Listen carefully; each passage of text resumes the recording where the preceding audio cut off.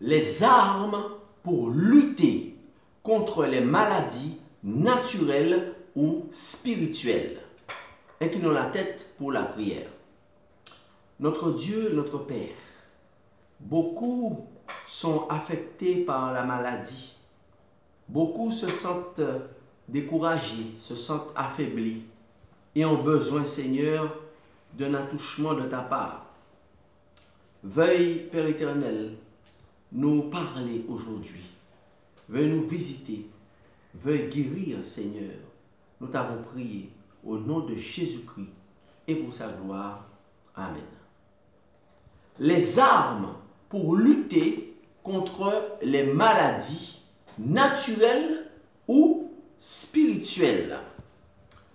La santé est un bien précieux dont on voit la valeur parfois lorsque on l'a perdu. Eh bien, certains sont affectés par la maladie. Certains ont des douleurs. Mais comment faire pour lutter contre la maladie? Comment faire pour lutter contre les maladies? Ceci est d'une très grande importance. Premièrement, nous devons identifier les causes de cette maladie. Premièrement, nous devons identifier les causes de cette maladie. Est-ce une maladie naturelle ou est-ce une maladie spirituelle? En effet, la maladie peut avoir ces deux causes. Si c'est une maladie naturelle, nous pouvons prier ou aller chez le médecin. Cette maladie va partir avec l'aide de la prière, accompagnée des médicaments que les médecins vont nous donner. En effet, il existe la maladie naturelle et il y a des scientifiques, des médecins qui ont été formés pour cela. Et si nous prions ou si nous allons voir le médecin, la prière plus les médicaments, eh bien, vont nous donner la guérison parce que c'est une maladie naturelle. Maintenant, si c'est une maladie spirituelle, quels sont les signes qui vont nous faire savoir que c'est une contagion qui frappe en plein midi ou que c'est une flèche qui vole de jour que Satan a envoyé, comme décrit dans le psaume 91. Nous lisons psaume 91, verset 1, « Celui qui demeure sous l'abri du Très-Haut repose à l'ombre du Tout-Puissant. » Verset 5, « Tu ne craindras ni les terreurs de la nuit, ni la flèche qui vole de jour, ni la peste qui marche dans les ténèbres, ni la contagion qui frappe en plein midi. » Donc, si c'est une maladie spirituelle, quels sont les signes qui vont nous faire reconnaître que c'est une contagion qui frappe en plein midi ou que c'est une flèche qui vole de jour que Satan a envoyée? Alors, il y a au moins 3 signes qui nous permettent de reconnaître qu'une maladie n'est pas une maladie naturelle, mais que c'est une maladie spirituelle ou, autrement dit, une maladie qui a été donnée par Satan, par l'ennemi. Premier signe qu'une maladie n'est pas une maladie naturelle, mais que c'est une maladie spirituelle. C'est une maladie spirituelle parce que plus nous prions, plus la maladie s'accentue. Plus les gens prient pour nous, plus la maladie s'aggrave. Cela est un signe que ce n'est pas une maladie naturelle, mais c'est une maladie spirituelle. Deuxième signe pour reconnaître une maladie spirituelle. Nous allons voir les médecins, tu vas voir le médecin, et le médecin ne trouve aucune cause à cette maladie. Tous les paramètres sont normaux.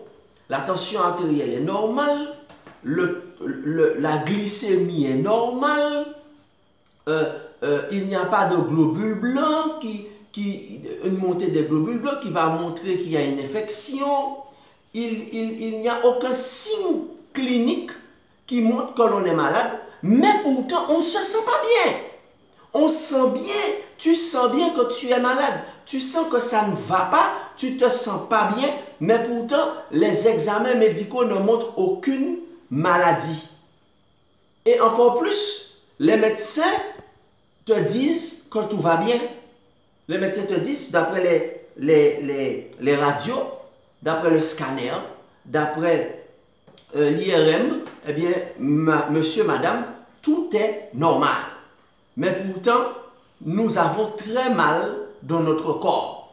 Eh bien, ça c'est le deuxième signe que cette maladie n'est pas une maladie naturelle, mais que c'est une maladie spirituelle. Et enfin, troisième signe qui nous montre qu'une maladie n'est pas une maladie naturelle, mais qu'elle est spirituelle, c'est que les médicaments ne servent à rien contre cette maladie. Nous prenons toute espèce de médicaments, le médecin nous prescrit des traitements, mais les traitements sont totalement inefficaces. Il n'y a aucun résultat après avoir pris scrupuleusement, de manière régulière, les traitements que les médecins nous ont donnés. C'est parce que ce n'est pas une maladie naturelle et c'est une maladie spirituelle. D'ailleurs, il peut arriver que même les médecins reconnaissent qu'ils sont dépassés face à une telle maladie. Et certains vont même nous dire, écoutez, j'ai l'impression que cette maladie-là n'est pas une maladie naturelle. Mais c'est quand même rare qu'un médecin nous le dise parce qu'il faut que ce soit un homme spirituel. Donc, comment faire pour lutter contre cette maladie spirituelle? Comme même les médecins n'arrivent pas à diagnostiquer, les meilleurs spécialistes n'arrivent pas à comprendre et dont les médecins n'arrivent pas à trouver les causes. Comment faire pour lutter contre cette maladie spirituelle? C'est extrêmement important parce que la maladie spirituelle est réelle et elle peut même nous tuer. Alors, premièrement, pour lutter contre une maladie spirituelle, quand nous avons décrit justement les signes qui nous montrent que ce n'est pas une maladie naturelle, nous devons premièrement prier Dieu. Premièrement, pour lutter, il faut prier Dieu pour que Dieu puisse nous montrer pourquoi nous sommes malades. Pour quelles raisons nous sommes malades.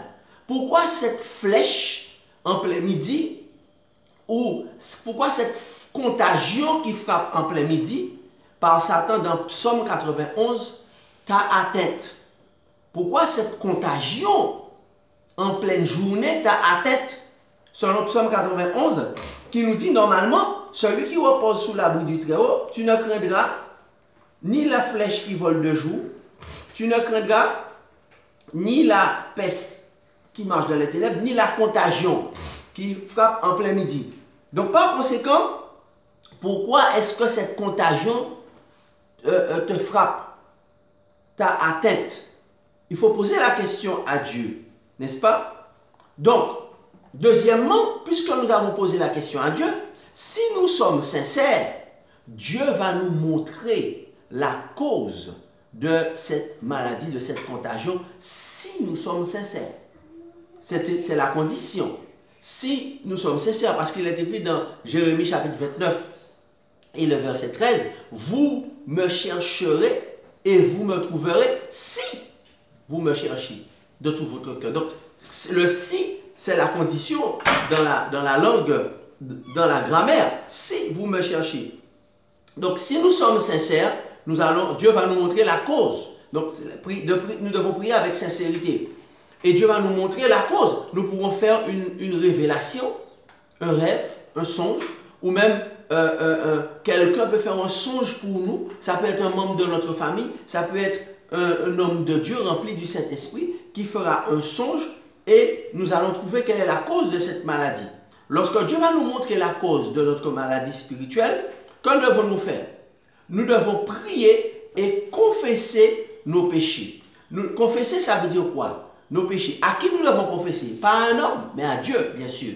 Nous devons confesser. Confesser signifie nous devons avouer nos péchés à Dieu et demander pardon. Et je dis amen à cela.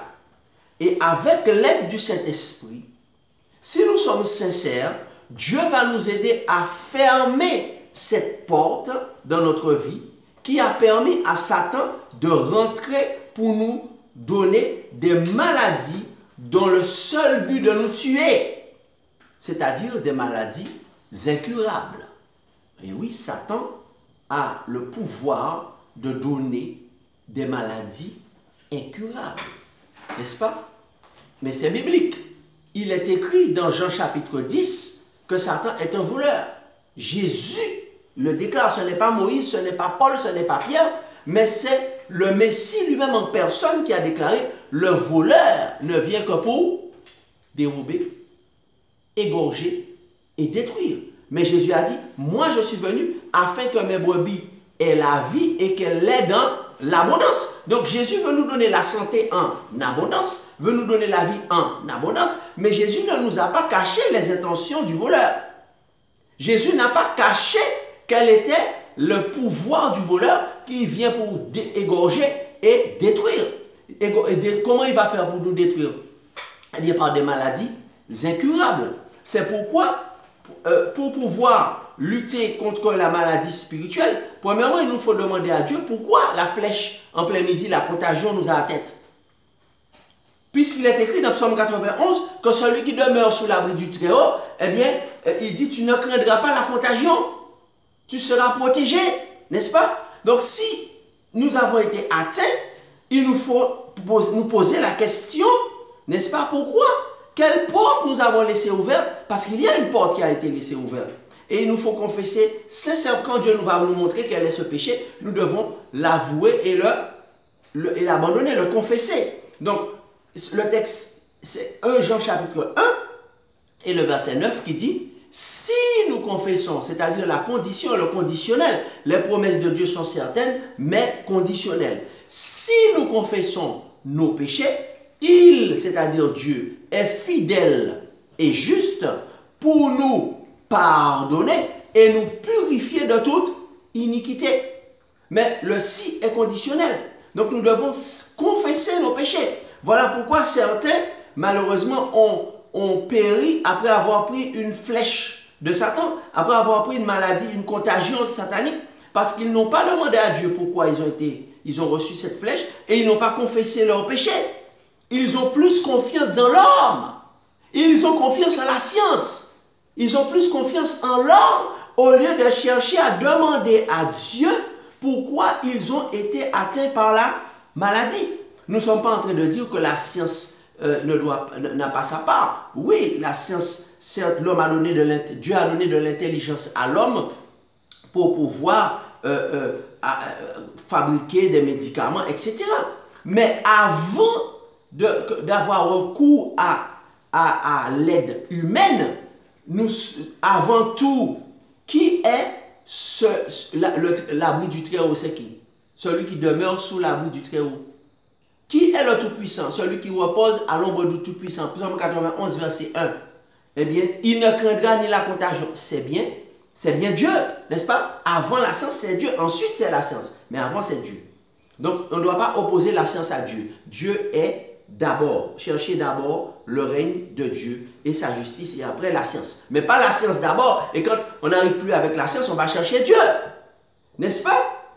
Ce n'est pas ce que dit Jésus dans Matthieu 6, 33. Il dit, cherchez d'abord à confesser vos péchés. Cherchez d'abord le règne de Dieu sur vous. À demander, mais pourquoi cette flèche m'a atteinte?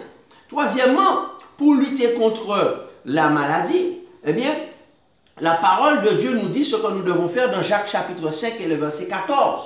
Dans Jacques chapitre 5 et le verset 14, n'est-ce pas?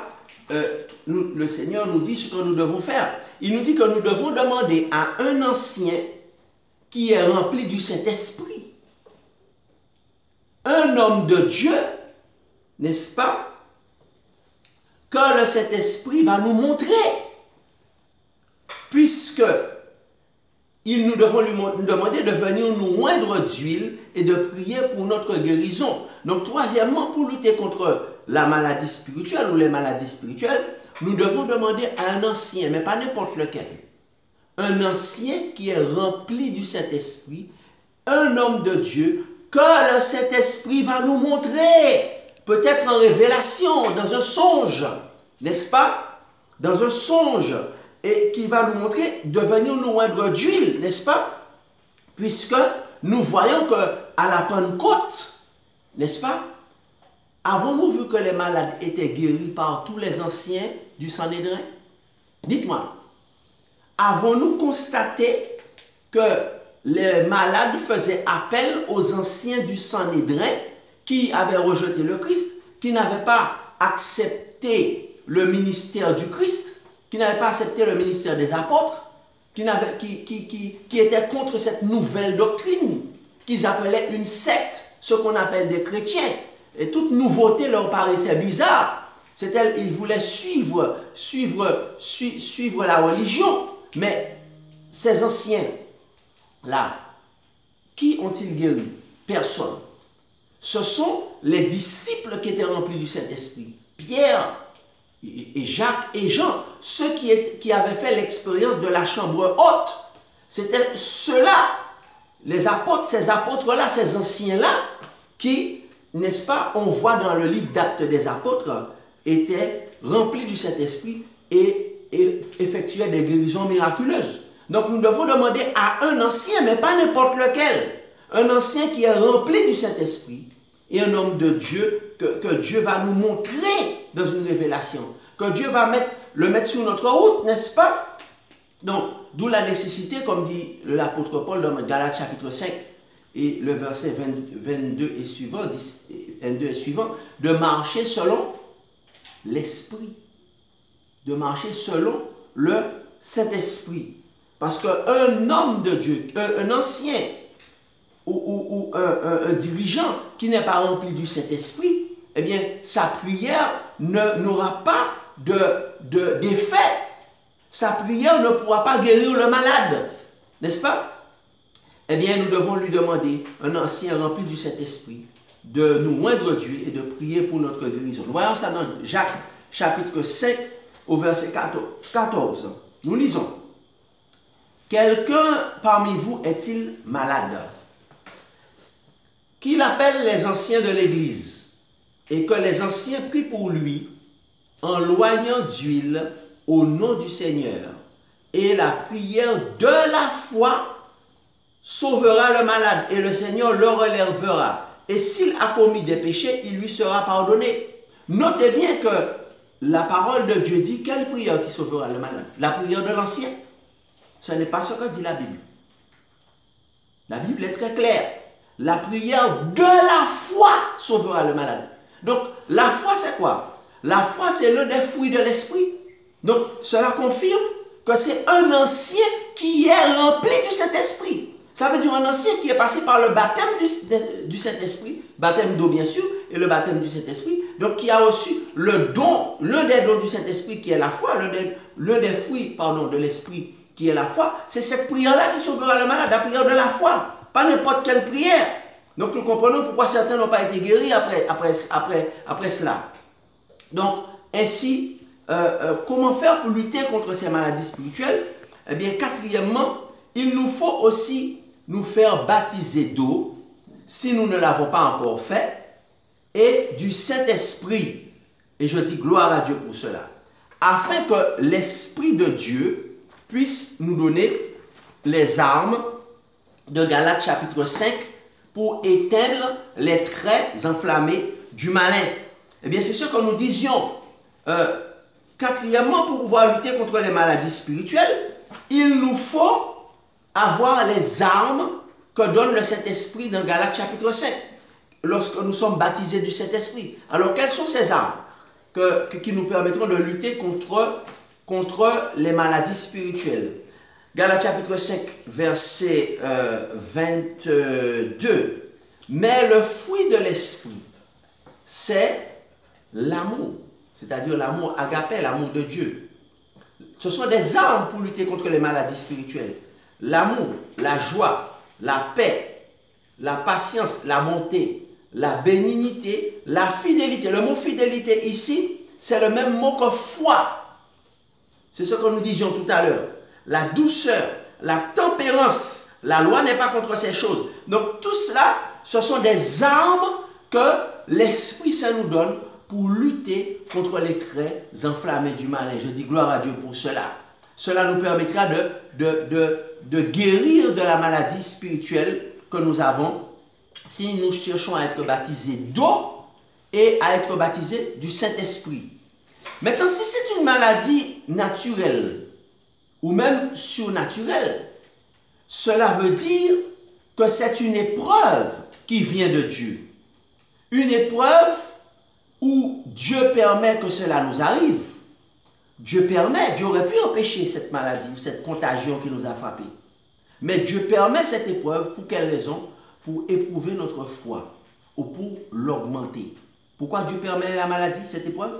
Soit pour tester notre foi ou pour l'augmenter. Ou pour augmenter notre foi, afin de nous apprendre à être calmes dans la tempête et à garder les yeux fixés sur Jésus-Christ, qui est notre capitaine et qui pourvoit toujours à nos besoins. Et je dis amen à cela. N'oublions pas que Jésus, c'est le capitaine d'entraînement dans la guerre contre Satan. Et que le capitaine, il entraîne les disciples, il entraîne les soldats, il leur donne des armes pour lutter contre Satan. Et il permet la maladie qui est une épreuve, soit naturelle ou spirituelle, pour pouvoir nous aider à augmenter notre foi, n'est-ce pas, ou éprouver notre foi. Alors, nous avons deux exemples dans la Bible. L'exemple de Job.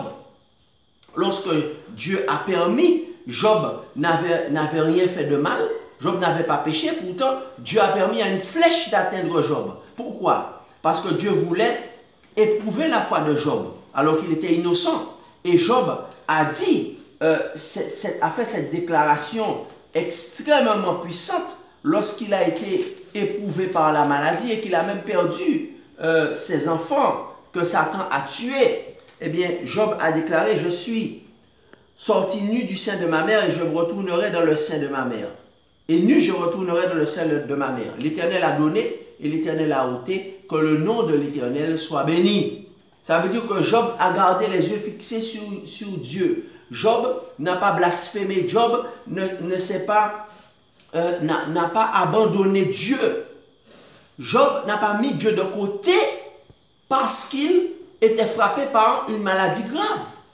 Parce qu'il avait perdu ses enfants brutalement. Il a gardé les yeux fixés sur Jésus, n'est-ce pas? Il a accepté cette épreuve qui allait augmenter sa foi. De même que l'apôtre Paul, qui a eu une maladie soudaine, les commentateurs bibliques, les érudits bibliques disent qu'il avait un problème aux yeux, qu'il avait une maladie des yeux, un problème oculaire. Et l'apôtre Paul a accepté, a demandé à Dieu, a prié pour que Dieu lui enlève cette maladie. Mais finalement, puisque Dieu ne l'a pas enlevé, il a déclaré dans Romains chapitre 8 et le verset 28, car nous savons du reste que toute chose concourt au bien de ceux qui aiment Dieu et qui ont été appelés selon son dessein. Donc, ces deux hommes-là, Job, est dans l'Ancien Testament, et Paul, Saul de Tarse, qui est devenu l'apôtre Paul a accepté de garder les yeux fixés sur Jésus, et non pas sur son épreuve ou sur sa maladie, sachant que Dieu allait lui donner la foi pour traverser cette épreuve. Je dis amen à cela.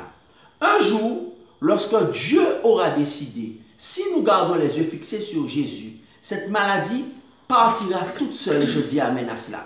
Le but de Dieu, ce n'est pas de nous tuer, mais de nous aider à être confiants et à garder les yeux fixés sur Dieu, quelle que soit la tempête. Car Jésus, notre capitaine, est dans le bateau. Je dis gloire à Dieu pour cela. Les disciples n'avaient pas compris cela. C'est pour cela que Jésus leur a dit, hommes de peu de foi. Ils n'avaient pas la foi de Jésus. Cette foi surnaturelle qui nous permet de rester calme au milieu même de la tempête. Ils n'avaient pas compris qu'ils étaient à l'école du Maître, qu'ils devaient exercer leur foi et rester calmes pendant la tempête. Maintenant, nous allons chanter parce que nous devons rester calmes durant la tempête. Nous devons garder les yeux fixés sur Jésus-Christ. Garder les yeux fixés sur Dieu et savoir et appliquer ces principes bibliques afin que nous puissions remporter la victoire dans la maladie. Et c'est pourquoi Dieu a dit que tu as voulu que tes enfants soient unis. Tu as voulu que tes enfants soient unis, c'est-à-dire unis entre eux en ayant les regards fixés sur Jésus pour obtenir la victoire sur la maladie.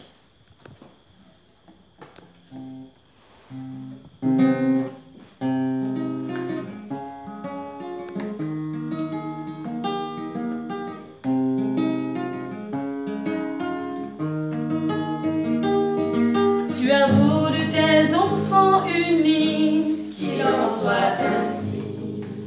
Un jardin de paix pour ta famille, Qu'il en soit ainsi.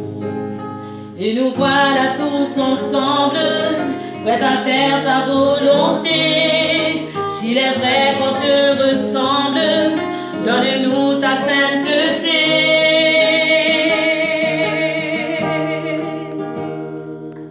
Tu as voulu tes enfants heureux, Qu'il en soit ainsi. un amour sincère au fond des yeux. Qu'il en soit ainsi. Nous ne sommes pas capables, donne-nous de nous aimer, que nos vies soient acceptables selon tes desseins parfaits. Et nous serons fait ce temple, ce palais où tu demeures, où ton cœur de père nous comble de sa grâce. Et nous serons fait l'épouse que ton amour a choisi, le parfum de ta vie, qu'il en soit ainsi.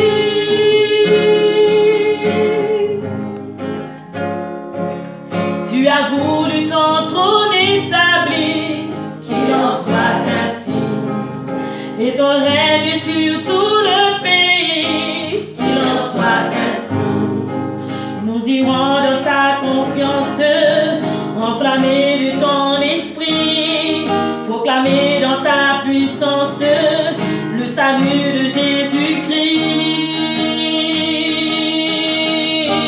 Jésus-Christ. Et nous serons fait ce temple, ce palais où tu demeures, où ton cœur de père nous comble de sa grâce. Et nous serons fait l'épouse que ton amour a choisi,